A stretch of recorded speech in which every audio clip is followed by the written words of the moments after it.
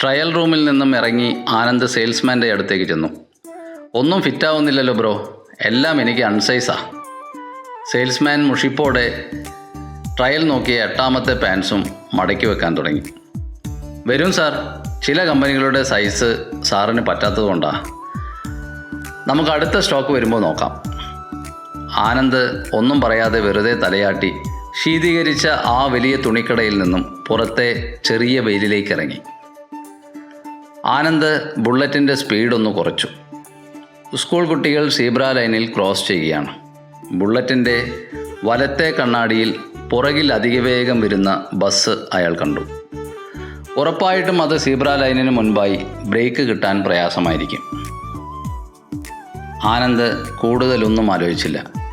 തൻ്റെ ബുള്ളറ്റ് വലത്തോട്ടെടുത്ത് ആർത്ത് വരുന്ന ബസ്സിൻ്റെ മുന്നിലേക്ക് വെട്ടിച്ചു നിർത്തി. ബസ് വലിയ ഞരക്കത്തോടെ ബ്രേക്ക് റോഡിൽ ഒരഞ്ഞതിൻ്റെ വല്ലാത്തൊരു മണത്തോടെ ബുള്ളറ്റിനെ തൊട്ടില്ല എന്ന നിലയ്ക്ക് ഒരു രാക്ഷസനെ പോലെ വന്നു നിന്നു. ബസ്സിൽ നിന്നും ഡ്രൈവർ ചാടിയിറങ്ങി ആനന്ദിനെ മുട്ടൻ തെറിവിളി തുടങ്ങി. അപ്പോഴേക്കും കൂടെ കണ്ടക്ടറും ചേർന്നു. പിന്നെ പ്രബുദ്ധരായ കുറേ നാട്ടുകാരും. എല്ലാവരുടെയും കണ്ണിൽ അശ്രദ്ധമായി ബുള്ളറ്റ് വലത്തോട്ട് വെട്ടിച്ച് അപകടമുണ്ടാക്കാൻ ശ്രമിച്ച ആനന്ദിനെ മാത്രം കണ്ടു. ആനന്ദിന് ഉള്ളിലാകെ ചിരി വന്നു. ഇത് ഞാൻ പ്രതീക്ഷിച്ചത് തന്നെ. ചുറ്റും കൂടിയ നാട്ടുകാരുടെ ചിന്തകളുടെ സൈസിൽ ഫിറ്റല്ലല്ലോ ഞാൻ എപ്പോഴും അൺസൈസാണ്, ഉള്ളിലും പുറത്തും.